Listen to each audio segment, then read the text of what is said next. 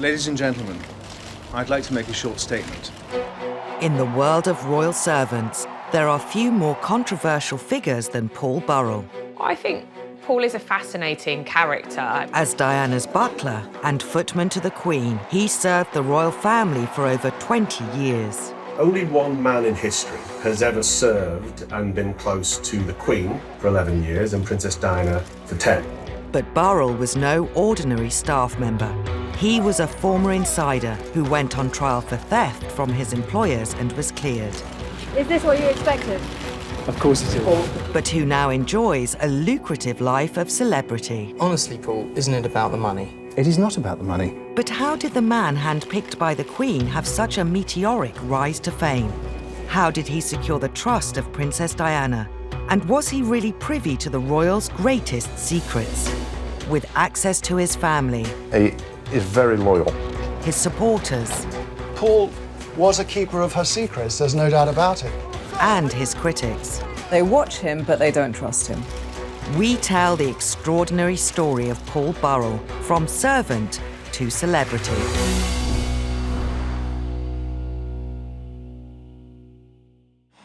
Today, Paul Burrell is one of the most visible figures in royal commentary.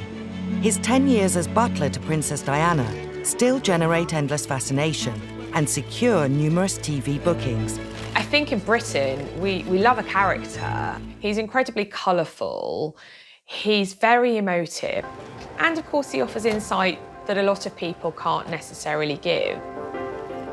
Having served as butler to Princess Diana, Paul became a household name, with the public eager to hear every detail of his life as a royal servant.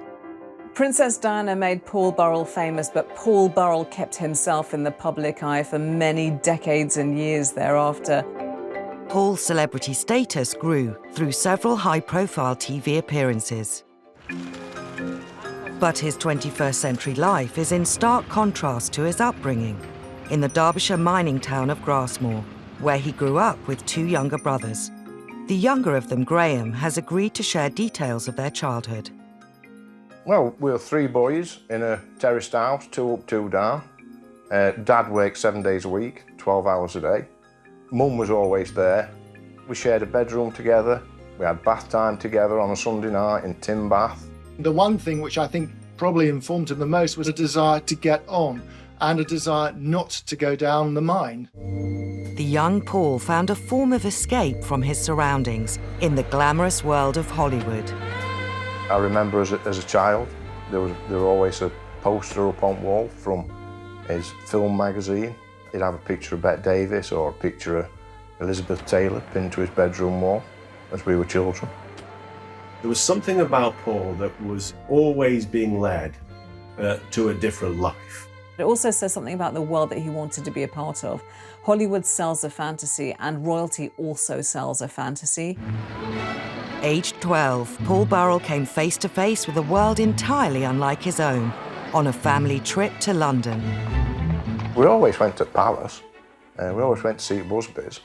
And on this particular time, we were all loading railings, 3 little boys from Derbyshire. And Paul said to Mum and Dad, "One day I'm going to work there." Dad ruffled his hair and said, "Yeah, of course you are, son." I think it was part of his destiny to escape or to live a different life than the one that was laid out for him. Here was a kid who, instead of playing kickabout in the street and getting dirty in the grime and the slag heaps with the other kids, he was rushing home from school to go to the PG Tips box, which back in the day had cards that he would collect of kings and queens. He would read about the monarchy and heritage. After leaving school at 16, Paul studied for a diploma at Catering College. Upon graduating, he worked briefly in hotels on the South Coast until a previous application to the royal household yielded a job offer. In 1976, at just 18, Paul Burrell began work as footman to the Queen. When Paul did actually get the job at Buckingham Palace, it were unreal. We were stood looking at the most famous house in the land, and Paul was working there as 13th footman to Her Majesty the Queen. It gave us a doorway into a world that was so far from where we lived. It were a world of fantasy. It was like living a fairy tale in many ways for him. I think he had to pinch himself from time to time. We used to drive down, go into Buckingham Palace, sit in his bedroom window looking down the Mall, and that was so exciting. It must have been completely and utterly overwhelming to be part of the oldest institution in the country. Even if you're just a small part of that machine, there's a huge amount of integrity and swagger involved in being part of the royal household, particularly if you're ambitious. I mean, that's your foot in the door, that's your leg up. Within 16 months of starting at the palace, he was promoted to personal footman to the Queen. And she'd apparently said, "Who is that young man?" And she'd been told, and she said, "Well, he seems to be very good at what he does. Let's try him out." And I think she was looking for a new footman. So, I mean, she doesn't have very many, and she doesn't have very many men in that close area. But, you know, Paul Burrell, in a very short time, became one of the key male servants in the Queen's life. Once promoted, the Queen tested Paul Burrell with a job very close to her heart. Burrell was thrown in at the deep end. The first thing she said to him was, "Oh, do you like dogs?" And he said, "I love dogs, Your Majesty." "Well, let's see if they like you." But Paul was quite practical. At breakfast that morning, he'd wrapped up a couple of sausages on the breakfast table and wrapped them up in a napkin and tucked them away in his pocket because he thought they might come in useful if he had to sort of placate the corgis. His secret weapon came in very handy because he managed to sort of rush off after the dogs behind some trees and sort of dish out their treats to them. And after that, of course, they wouldn't leave him alone. It went until I actually stood in Royal Enclosure at Royal Ascot and seen the carriage drive swoop into Royal Enclosure and saw Paul sat up back at carriage directly behind Queen, that it hit me like a ton of bricks that my brother was so close to Her Majesty. As her personal footman and chief corgi walker, Paul Burrell was one of the Queen's top servants. But like all staff members, Paul would have been made very aware of his standing. Di Davis, who served the royals from 1994 to 98 as head of Scotland Yard Royalty Protection Force, remembers well the boundary between the royals and their staff. I think Her Majesty, she has seen so many servants, police officers, private secretaries come and go. All of us who work with and for the royal family have to remember our place. We're there to support them. We're not there to be their best friends. Whilst Paul may have been kept busy with his duties for the Queen, he still found time to help out the newest addition to the royal family. In 1981, Diana Spencer was living at Buckingham Palace in the months leading up to her wedding to Prince Charles. This other member of staff called Mark Simpson had got close to the princess and he was taking her Big Macs, and so he pulled Paul Burrell in to be part of this mission. And so they went to the local McDonald's and they brought back Big Macs and fries. And they apparently sat and had it together. And that's Diana. I think she could mix with everybody. She was just a normal girl to him. She was very down to earth, like he's very down to earth. They connected, very similar ages. But whilst Paul was becoming popular upstairs, it would be downstairs that romance blossomed. Paul met his wife Maria, who was a maid to Prince Philip, while they were making the Queen's bed. He and Maria did break new ground, because normally what happens when below-stairs staff marry was that one of them, at least, has to stop working. Paul happened to mention this to the Queen one day, and the Queen said, well, that can't be right. I mean, you and Maria deserve to stay on.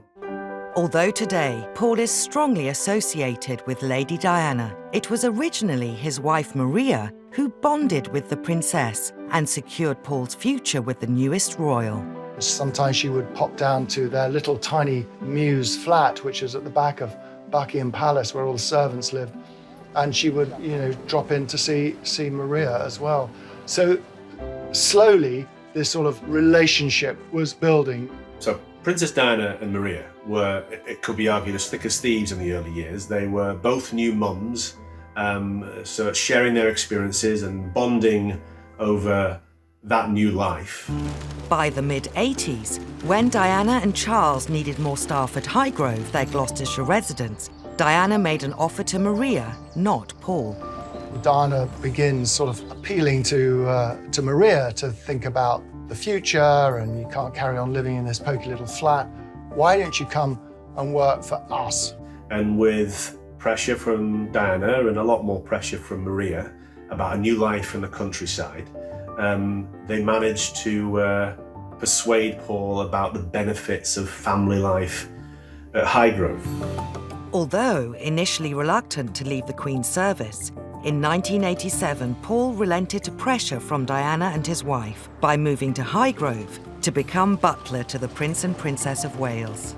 And I don't blame him in one sense. You know, they were the future, as it were, or she was the future, and the potential future queen. Why wouldn't an ambitious servant want to be on the right side, as it were?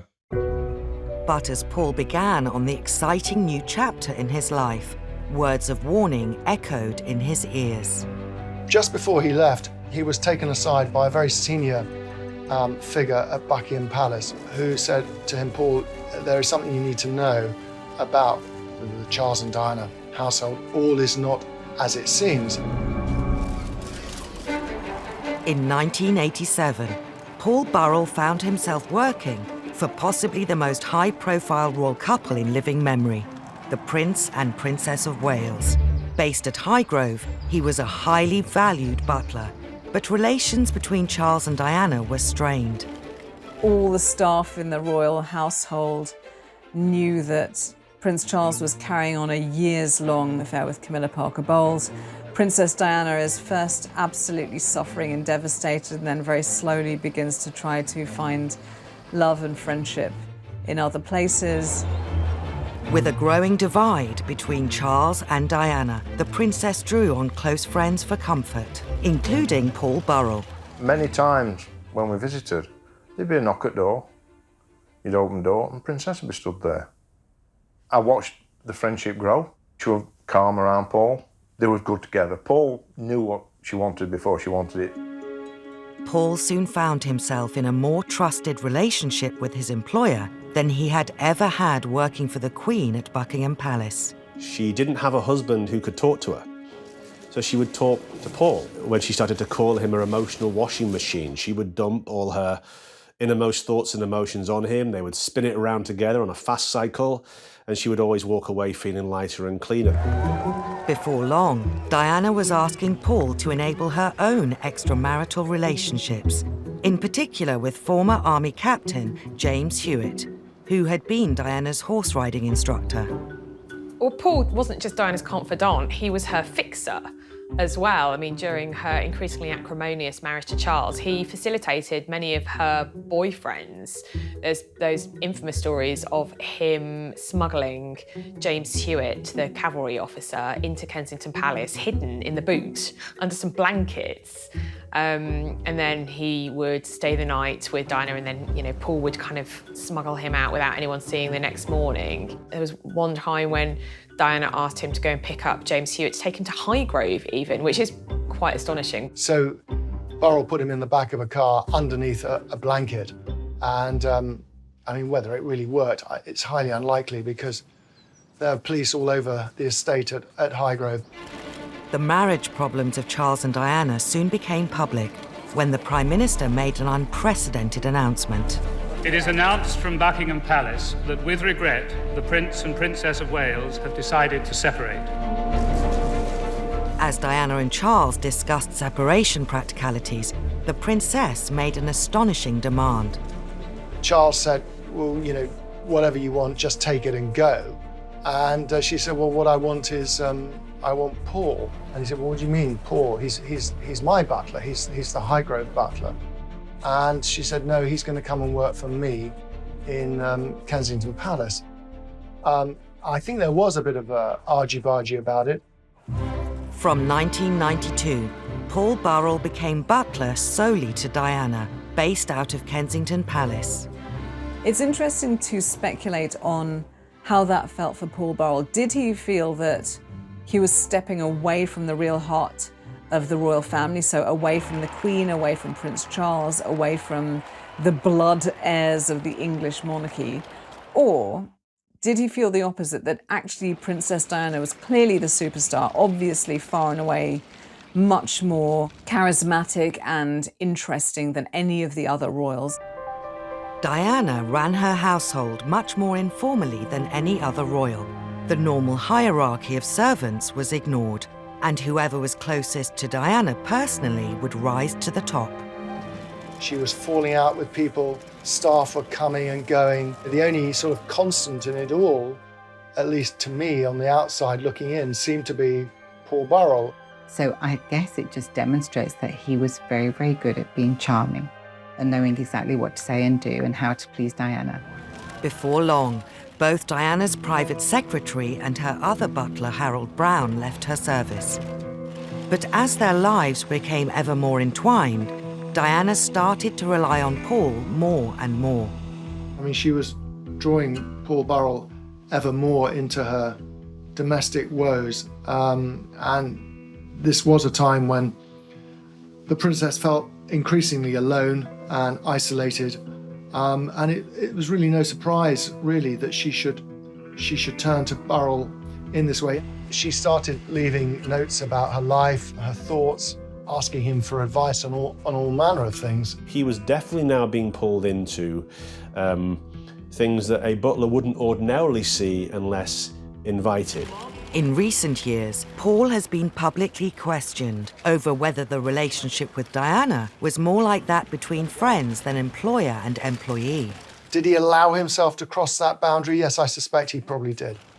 I understand that if he had turned down the sort of extracurricular stuff that he was now doing for her, well, where would that leave him? He worked in Kensington Palace. He saw the revolving door of staff being turfed out who sort of fell out of favour. She needed someone else by her side. She needed someone to look after her and to give her attention, and she approached the world through her feelings. So if she didn't feel loved or cared for in the moment, she would possibly feel very, very insecure and sad. But I just have a little sense that what bonded them was Diana's need to be loved and Paul's need to be loved. In 1996, the Prince and Princess of Wales divorced, meaning Diana was officially no longer a member of the royal family. With Diana now free to use her international profile however she chose, Paul Burrell's role once again stepped up to a new level. On now iconic tours to Angola and Bosnia in aid of landmine charities, Paul travelled with her in a role that transcended his title of butler.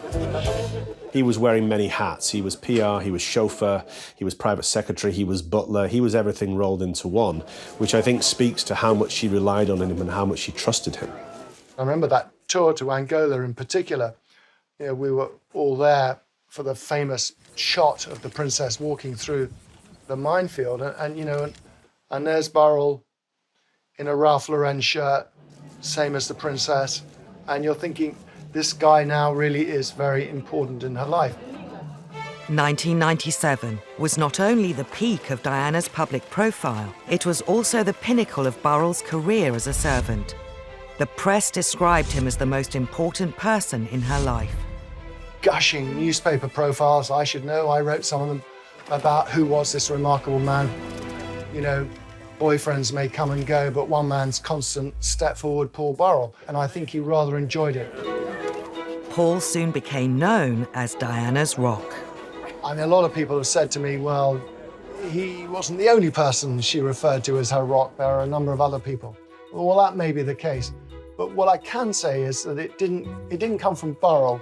I didn't hear it first from Burrell. It probably came from Diana. Paul has subsequently claimed in TV appearances he was not only her rock, but also Diana's best friend. I think the friendship were greater than they thought at the time, if that makes sense. I think it were great when you look back at it, when you actually were travelling through it.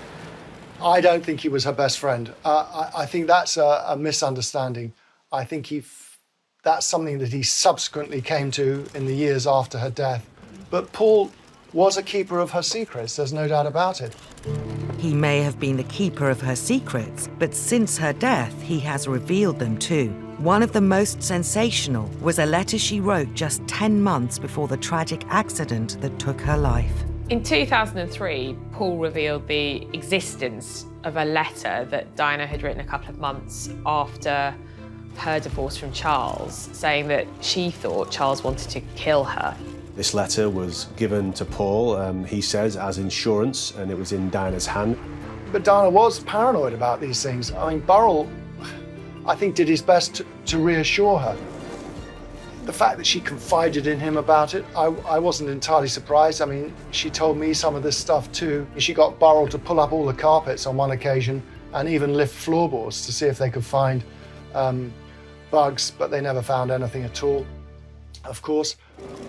Only months after Diana wrote this letter to Paul on August 31st, 1997, he received news that brought his life as a royal servant to an unexpected and gruesome end.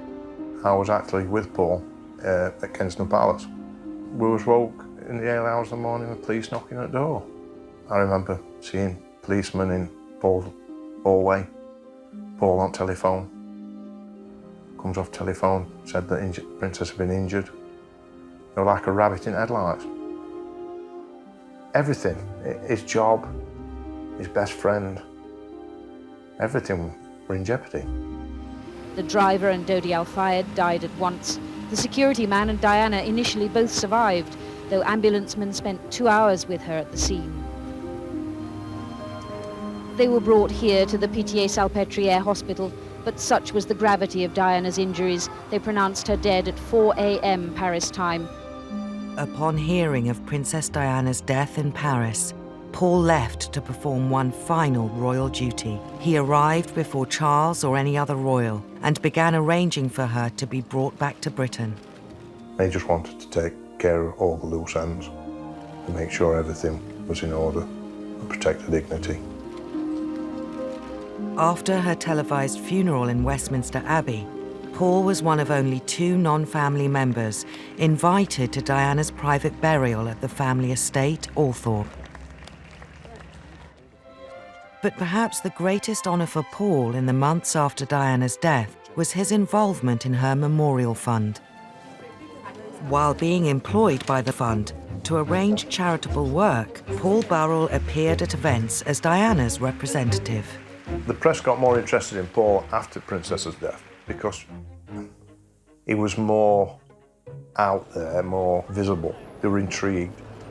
Paul Burrell doesn't have a job. He is no longer serving the royal family. He's no longer serving Princess Diana. He is somehow, maybe in his own mind, stepping into her shoes, or at least stepping into her world. And what is that a world of? TV cameras, paparazzi, speaking opportunities, the chance to go to an event, wear a nice suit, and instead of standing there with a tray serving champagne, someone is standing in front of you with a tray serving you champagne. If you are ambitious and a little bit of a Gatsby, a little bit of a social climber, you would probably find that very seductive indeed. By the middle of 1998, Paul Burrell had carved out a place for himself in public life as the spokesperson for Princess Diana's work and ideals. But it wasn't long before his high profile began ruffling feathers. A natural progression for Paul Burrell to be the person to take up the mantle, to carry forth championing the causes embraced by the princess in her lifetime.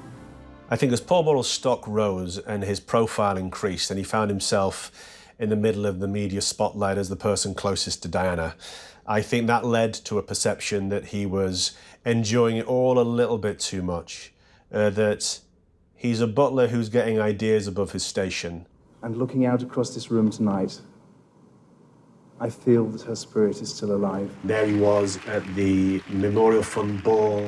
He had spent 20-odd years in the shadows, as invisible as servants are meant to be, and he's thrust into the spotlight. It did seem extraordinary. He found it all almost too good to be true. And it seemed it was. In December 1998, Paul was made redundant. Mr. Burrell only had a few words to say. Paul claimed Diana's sister, Lady Sarah McCorkadale, broke the news to him in a London wine bar. To her family, he would always remain a servant, and he was working class. They were aristocracy. And of course, he was increasingly speaking on her behalf.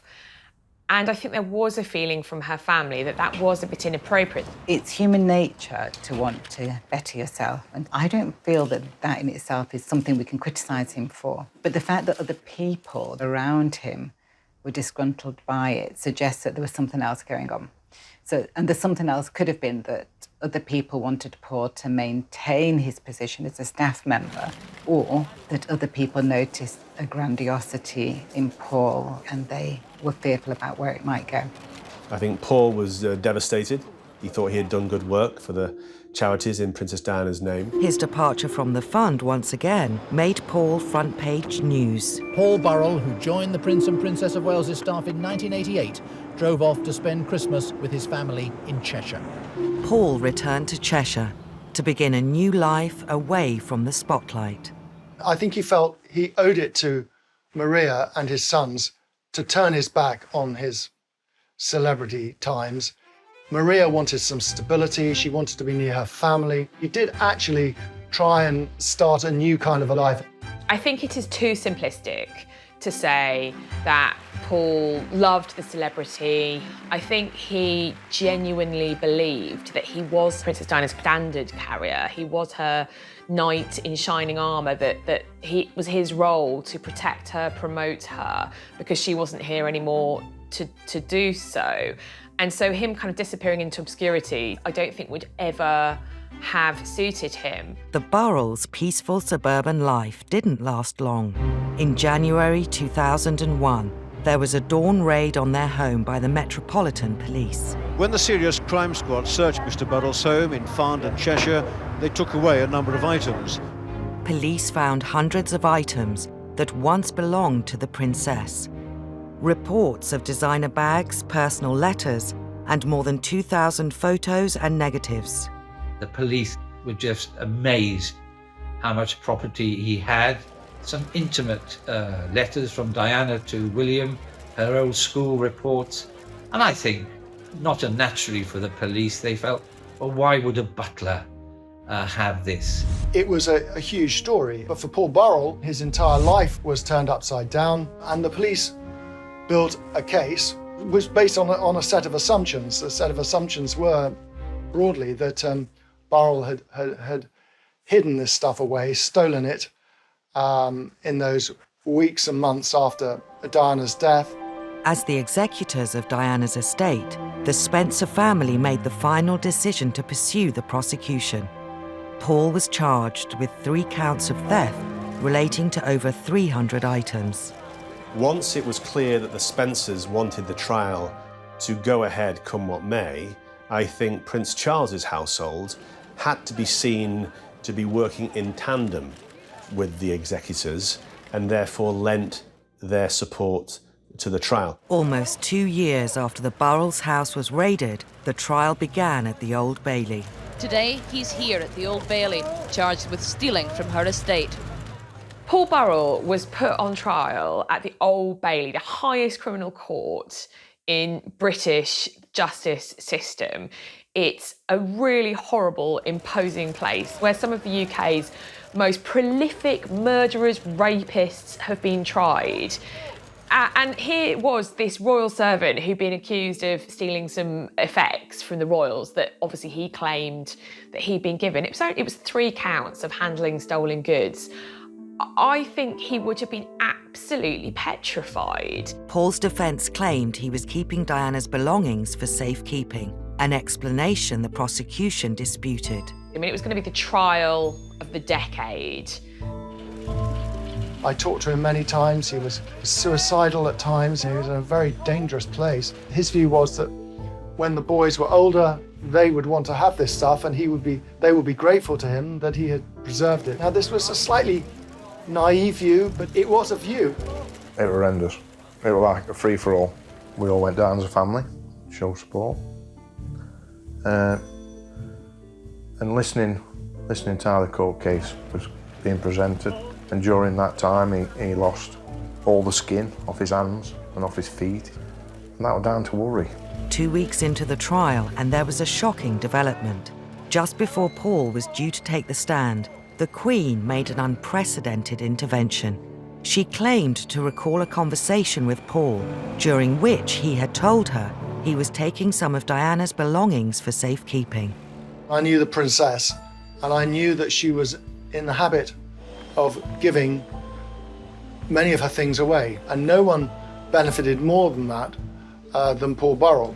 The case collapsed. He's happy and relieved to have been acquitted on all charges after the terrible ordeal of the last 21 months. I think, at the end of the day, Paul Burrell would have liked his right to reply in court to balance out the accusations and the reputation damage that had taken place over the previous 2 weeks. But ultimately, the Queen stepped in. There was a celebratory lunch with his legal team in Covent Garden, pasta and champagne, to prepare for the journey home to Cheshire. Congratulations. How's it feel? How do you feel? Very happy, thank you. Where's the taxi? After the trial, Paul Burrell once again returned to his home in Cheshire. But this time, it seemed he wasn't ready to settle for a quiet life. Wait and see what people offer me and go forward in a positive way. Notoriety isn't a bad thing in tabloid Britain. These are things that the public really likes.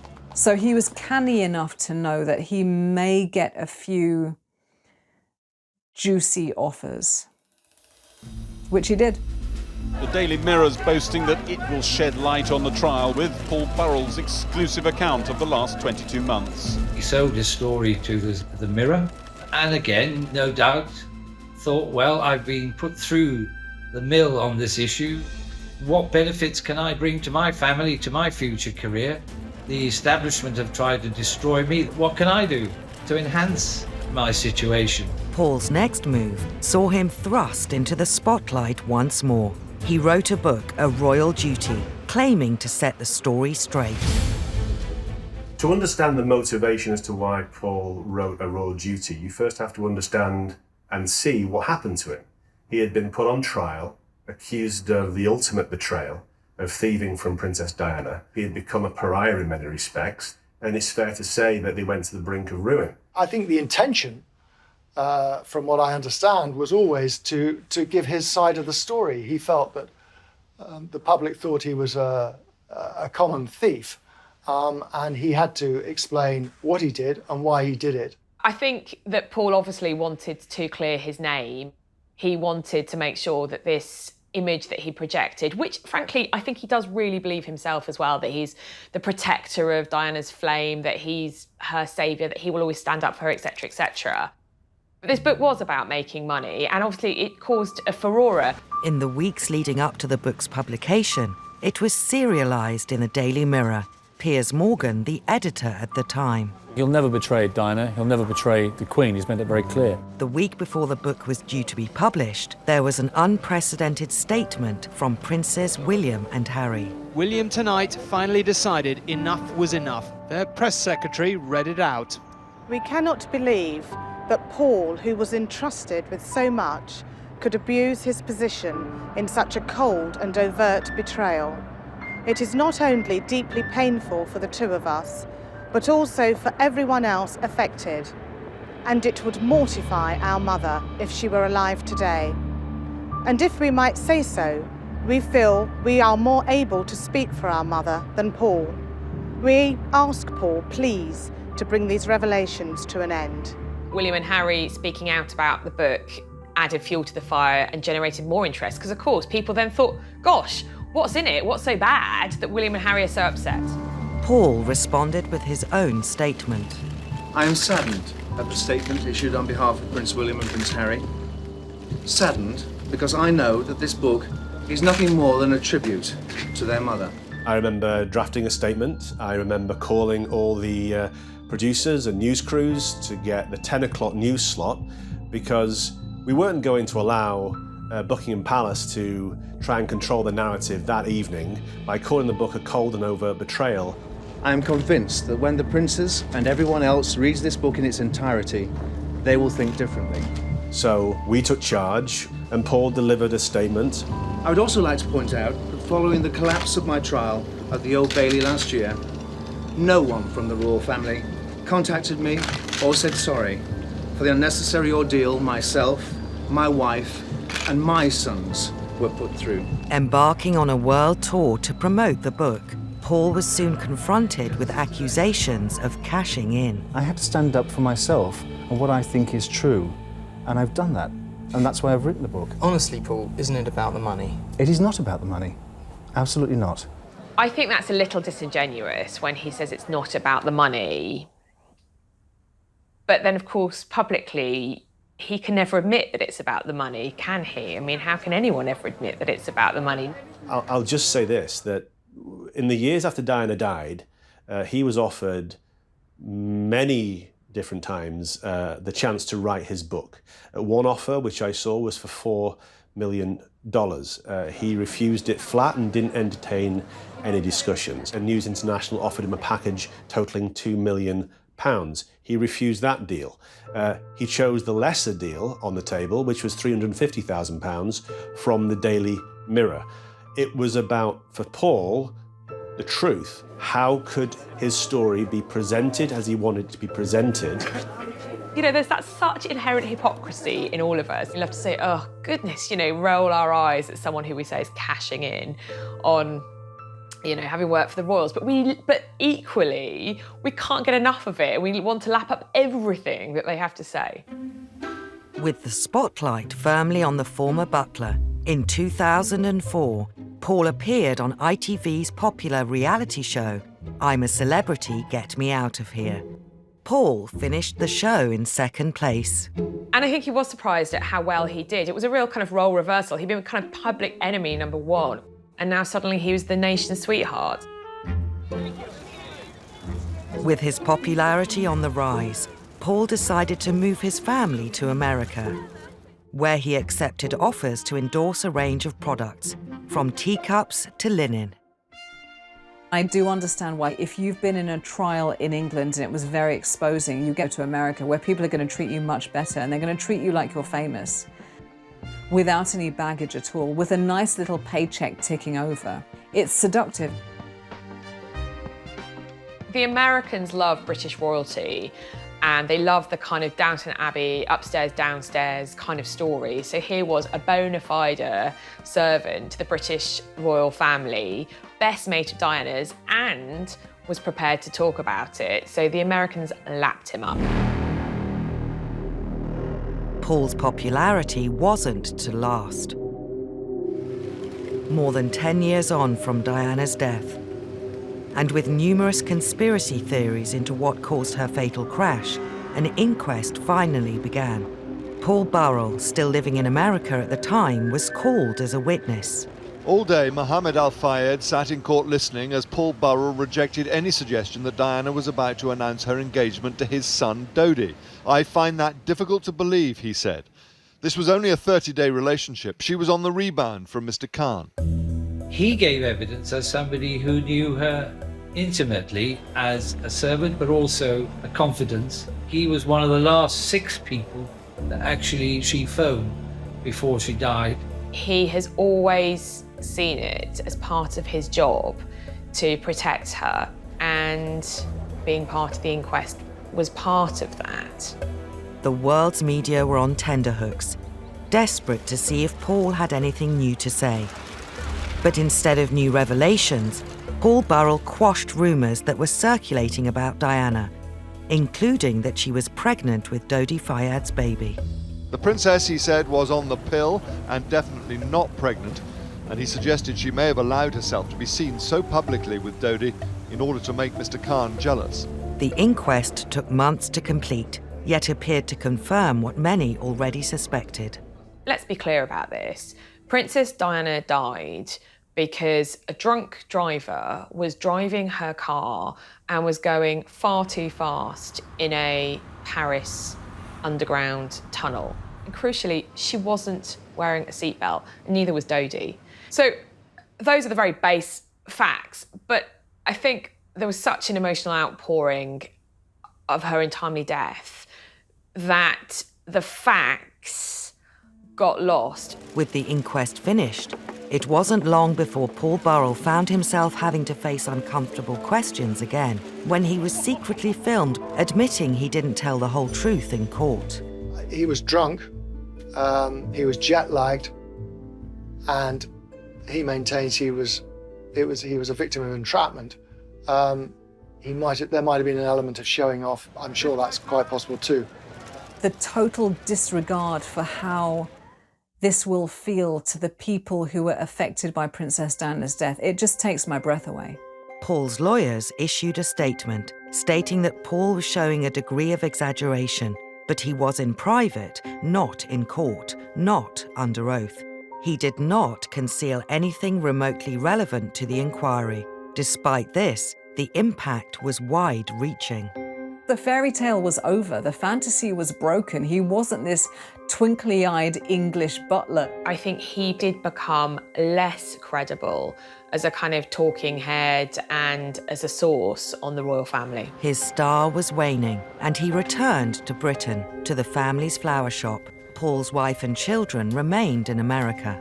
It certainly had a negative effect on views about him. You know, he went from being this rather sort of lovable figure on daytime television to someone who, you know, the public sort of collectively groaned about. In 2017, after years of media speculation over his sexuality, Paul revealed he was gay and planning to marry his partner of 10 years, Graham Cooper. With Paul's private life almost as valuable as Princess Diana's, the Sun newspaper ran the exclusive. Paul wanted a private wedding, and he wanted to come out as a proud gay man privately to the people who know and loved him. We've got to remember, the Sun newspaper chose to out him. So the moment that news breaks, you are immediately out of control of the story. So Paul did a deal to take control of the narrative. As complex as Paul is, it's important to understand and not villainize him every turn, to understand that he also had some very difficult challenges, which he had to find ways to overcome. Since his marriage, Paul has sold his flower shop, but still accepts offers to comment on big royal stories. More knowledge and secrets to tell about Princess Diana and indeed the royal family. This has allowed his image to carry on, if you like, and the press and the public to be intrigued by this unique man and his unique relationship with Diana and indeed the royals themselves. He isn't going to deny his background and his past, and when television companies ask him to comment, if he wants to, he'll do it, and he'll continue to do that, and he would consider that no more than a right, really, if you like. Paul Burrell holds a really unique place in public life. He's a public figure who's now a celebrity in his own right, but I think he's slightly mistrusted by the British public, and at the same time, they can't get enough of him.